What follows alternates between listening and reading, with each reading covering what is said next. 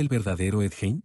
El asesino que inspiró Psycho, Leatherface y Buffalo Bill. Aquí conocerás sobre la mitología para mostrar al hombre detrás del monstruo mediático, el granjero silencioso de Wisconsin cuya vida y crímenes reescribieron el miedo en la cultura popular. Este es el video que no se conforma con repetir titulares. Aquí vamos a analizar cómo un pueblo entero ignoró señales, cómo la prensa fabricó un icono del horror útil para vender portadas, y cómo Hollywood convirtió a un hombre socialmente apagado, obsesionado con su madre y aislado por años, en arquetipo de terror. Quédate hasta el final, porque vamos a desarmar 3 mitos populares y a explicar por qué, debido a que muchas veces, usuarios terminan mal informándose acerca de leyendas urbanas que jamás ocurrieron.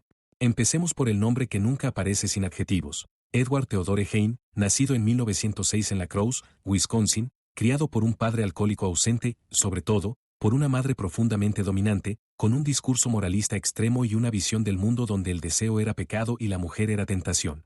Aquí está la primera grieta. No se entiende a Ed Gein sin comprender el caldero emocional que supuso Augusta, su madre. La casa no era un hogar, era un templo de culpa. Y no es una excusa, es un dato. El niño tímido, con dificultad para socializar, el adolescente aislado, el adulto que apenas se relacionaba fuera de tareas menores en el pueblo de Plainfield, Wisconsin. Al pensar acerca de la infancia de Ed Gein o su madre podemos hablar acerca de control, vergüenza, aislamiento. Y esto no es lo que realmente es lo que se conoce como asesismo por sí solo, pero cuando se combina con duelos consecutivos y la ausencia de soporte emocional, sí crea un terreno fértil para la obsesión, el desorden y la fantasía de recuperar control sobre lo perdido. El pueblo de Plainfield lo conocía como un ayudante servicial, un tipo que hacía chapuzas, cuidaba niños y mantenía la mirada baja. Era el vecino raro, sí, pero también el hombre que no se metía con nadie, hasta que la desaparición de una comerciante en 1957 encendió el avispero. El hallazgo posterior en la granja de Gein obligó a Estados Unidos a mirar de frente algo que prefería mantener oculto: la violencia, el duelo mal resuelto y la cosificación del cuerpo convertidos en ritual. Aquí hay una verdad incómoda que casi nadie admite cuando habla de el verdadero Ed Gein. Él no fue presentado al mundo por sus actos en sí, sino por la forma espectacular en que la prensa decidió contarlos en la era dorada del sensacionalismo. Titulares diseñados para enfermar el estómago y vender periódicos, detalles seleccionados para espantar e hipnotizar a partes iguales. Y a partir de ahí, el mito. No es que lo que se halló no fuera atroz, es que la maquinaria mediática se aseguró de que ninguna otra historia compitiera con el carnicero de Plainfield. Así se crean los monstruos culturales. Ahora, ¿realmente Ed Gein fue asesino serial como repiten miles de blogs? La etiqueta vende, pero es imprecisa. La mayoría de especialistas lo ubican como un asesino de perfil atípico, con confirmación de 2 homicidios, más una serie de exhumaciones y profanaciones que revelan una obsesión enfermiza por su madre y por la idea torcida de reconstruir lo perdido. Esto no rebaja su peligrosidad, la reorganiza. No estamos ante el depredador urbano que acecha cada semana, sino ante el hombre rural que vivió confinado a una fantasía mortuoria, incapaz de relacionarse, intentando domesticar la muerte con rituales.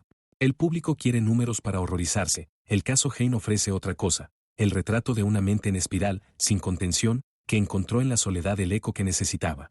Por eso su nombre encendió la chispa creativa de novelistas y cineastas, porque su historia no trata de persecuciones, sino de la íntima descomposición de alguien que perdió su ancla y sustituyó la realidad por un teatro macabro.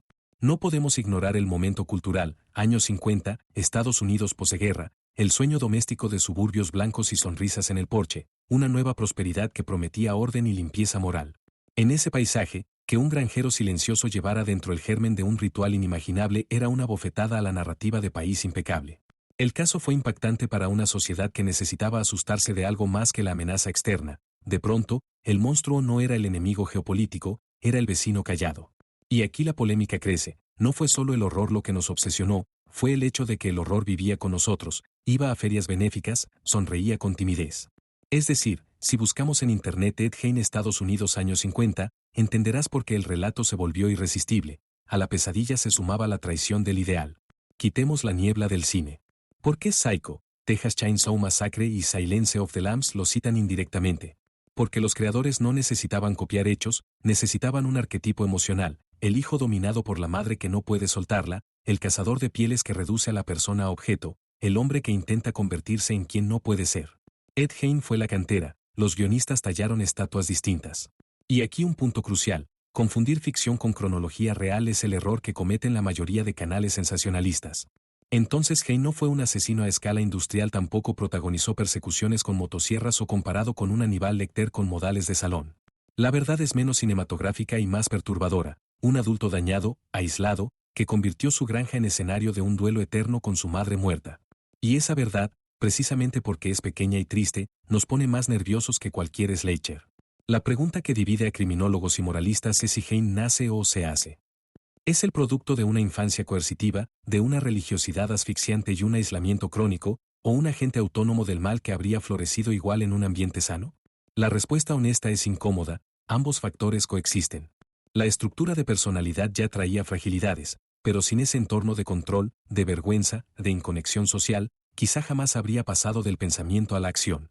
Y aquí aparece la responsabilidad que nadie quiere asumir. Plainfield lo veía, lo etiquetaba como raro, y lo dejaba ser. No había red de salud mental, no había comunidad que interviniera más allá del chisme. Esto no espía a Hein, pero sí expone una falla sistémica. Nos encanta el monstruo individual porque nos libra de ver el monstruo social, ese que deja hundirse a los distintos hasta que revientan. El proceso judicial y psiquiátrico posterior reforzó la paradoja. Declarado no apto inicialmente para juicio por su estado mental, internado, y años después considerado competente para enfrentar cargos, Ed Hein se convirtió en símbolo de debates interminables.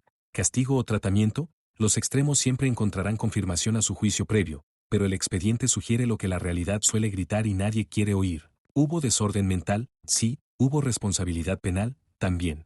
Nada de eso devuelve la vida de las víctimas, pero nos obliga a mirar el matiz que tanto odia la cultura de los titulares. Puedes estar muy mal y seguir siendo responsable.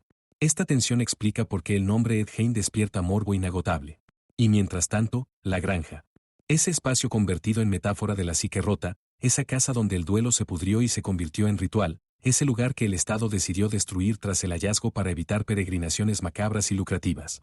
¿Sirvió de algo quemarla? Destruir el escenario borró una parte del estudio forense de una mente quebrada, y dejó la mesa servida para que los rumores rellenaran los huecos. Desde entonces, cada año reaparecen nuevos detalles que no aportan nada y solo buscan clics. Esa es la otra razón por la que hoy hacemos este video, porque ¿quién fue el verdadero Ed Hein? No puede responderse con fetiches, sino con contexto. Hay que hablar de las víctimas, aunque el morbo prefiera olvidar sus nombres para idolatrar al monstruo. El efecto cultural de centrar la lente en Hein fue doblemente violento. Primero para las mujeres que padecieron su brutalidad, segundo para una comunidad que nunca tuvo duelo público sano. Esa inversión de la empatía, más atención al perpetrador que a quienes destruyó. Aquí rompemos el tercer mito. Ed Hein no fue el genio del mal que pintan ciertos documentales. Fue un hombre torpe socialmente, con inteligencia práctica limitada, con habilidades básicas de supervivencia rural y un mundo interior que ocupaba todo el espacio. De hecho, su captura no fue fruto de una maquinación detectivesca brillante, sino de la suma de coincidencias, sospechas locales y rastros toscos. El monstruo cultural necesita parecer astuto para que la película funcione. El Ed Hein real era un hombre de impulsos desorganizados, perseverante en su ritual, pero lejos de un maestro criminal. Aceptar esto no le quita gravedad al caso, le quita glamour. Y justo por eso cuesta, porque el mal triste, el mal de alguien que no sabe vivir en sociedad, nos toca demasiado cerca. Si hoy, después de escuchar esto, ves con otros ojos al vecino que no encaja, a la persona que perdió a su única ancla y no tiene a quien llamar, habremos hecho algo mejor que alimentar un culto al horror, habremos aprendido.